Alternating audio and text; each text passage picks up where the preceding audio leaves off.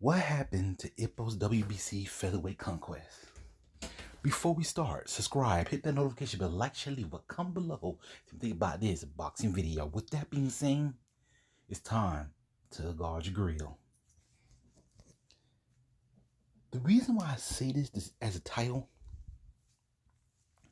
because Ippo could have made it easier for himself to get the WBC title. I mean, Takamura did it. Well, Takamura and Brian Hogg and David Eagle did it. And it seemed like, what? So what you trying to say? Ippo can't go after the WBA title right now? He don't need it anymore? No, he needs it. I mean, come on. Who do not need it if you need it? I mean, look at Brian Hawk's record before he became, well, champion. Huh? I mean, you need like you need a big enough record to become a WBC champion. Especially, the WBC changing the world now. And that's Moses saying a lot. But look at Takamura's record. Wow.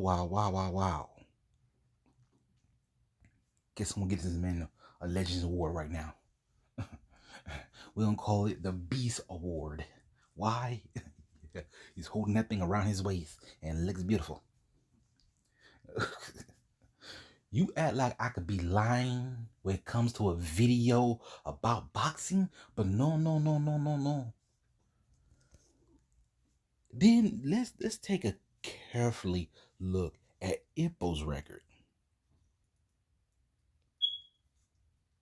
Do you see the wins, KOs, and the losses? On 3, that's it.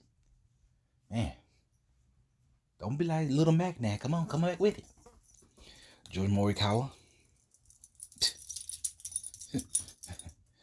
I mean, I thought, after the survival of Asian champions tournament, Jimmy Sisfar, Gordo, and Wally. We thought he went through those guys just to earn that beautiful thing known as the WBA title. But his ranking was not up to par. I mean, look at the guy's ranking after all. WBA, WBC. WBC like he was making it easy for himself. Yes. WBA, I don't think he's going to go nowhere with it just yet. I'm not lying. As I'm doing this video to tell you the truth, the truth, that if Ippo was to stand on the world stage in the anime boxing world, you could understand knowing the fact that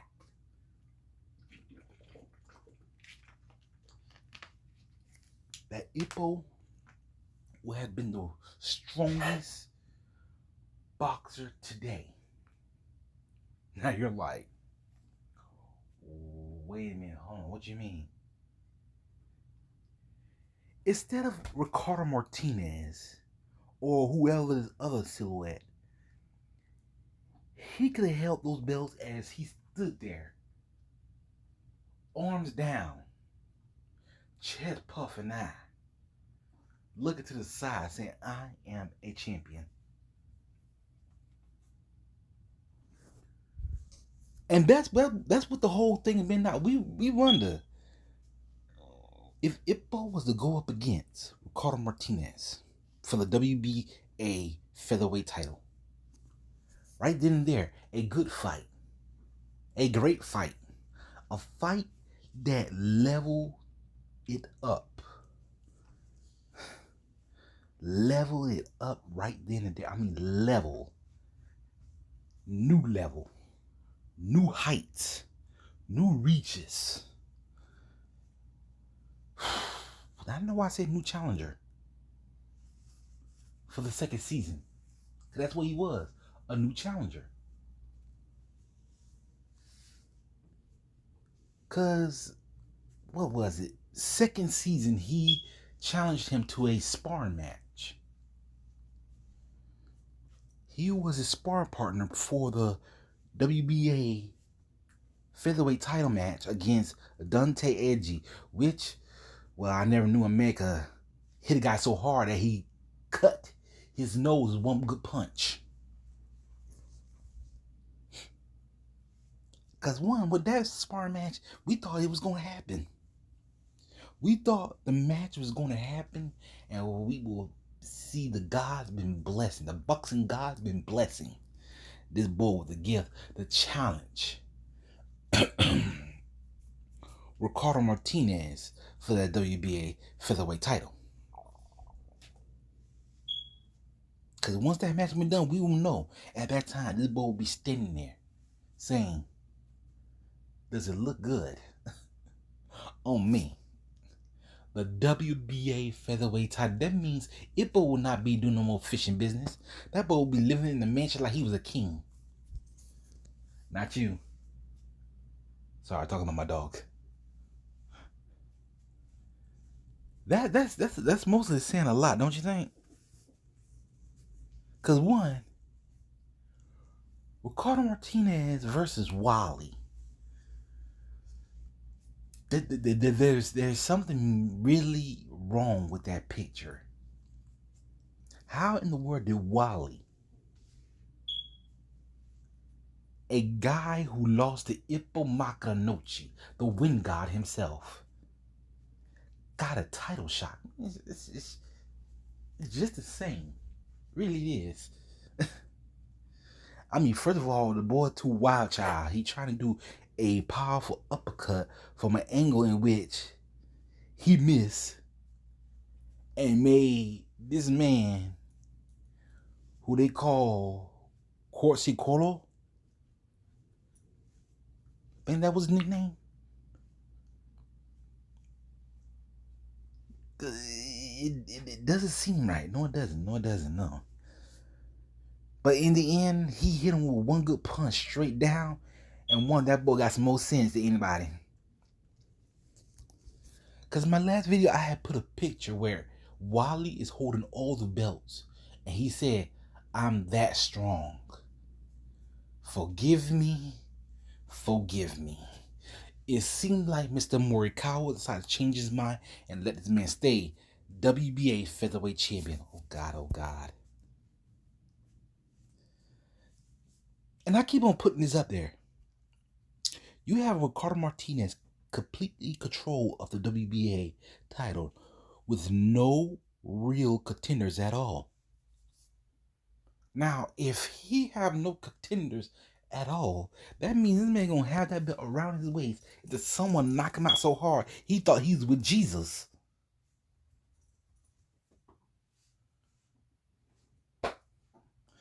Boy. Because by the time we ever saw this, and we had that match between Ricardo versus Ippo, Ippo would have, became WBA featherweight champion by then. That torch is still burning. It can't be passed on because it's still burning. Oh, what can I say about this video? It's like me understanding. This boy had went through everything. I mean, his true match was against fellow rookie and rival boxer Takeshi Sendo. The match was named Lollapalooza after all. Lollapalooza. They went at it like crazy. Very crazy. Why? I mean, how can a dude who comes out of the gate using his most powerfulest technique and laying him out onto the mat. Seconds that bell rang and still kept on going. The boy had a swollen eye, okay? At the end, he had a swollen eye. Face looked swollen, beat up. While he was wearing the weights, that boy couldn't even see the belt. He couldn't even look at the belt properly. Why? La La Palooza. That was the match. That's what it was called. The match, the title match, the GBC featherweight title match. That's what it was called. It wasn't called, oh, Pretty Kids and Unicorns. Because with Ippo defending that belt, how many times? 9, was it? Again, it boggles the mind. Knowing the fact that this boy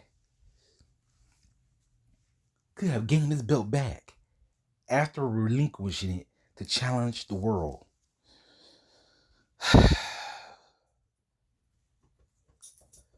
Because by the time he challenged the world again after defending the title some more, then and only then this boy will be the WBA featherweight champion. Ippo Makaranochi, what can we do for you? Do we need to start a petition? Do we need to tell somebody? Do we need to hurt somebody? We can't hurt nobody. We can't hurt nobody. We can't hurt nobody. No, we cannot. We cannot hurt nobody. Because one, in the WBC, you have all these people avoiding confrontation with Ricardo, competing among themselves, which means, guess what? If they can compete among themselves, please pick this boy up by his shirt and just toss him back in the ring and say, hey, you're fighting for the WBC title now. Go for it, kiddo. What? No. And now what? Because by the time he had reached the pinnacle of the stages of the boxing world, he would be in the WBC featherweight champion. Oh, yes. I love it. I love it. Ippo Makaranochi, the WBC featherweight champion. With that being said, I'm your boy Chris Backdoor Harris. When it comes to knowing boxing, I know how to guard my grill.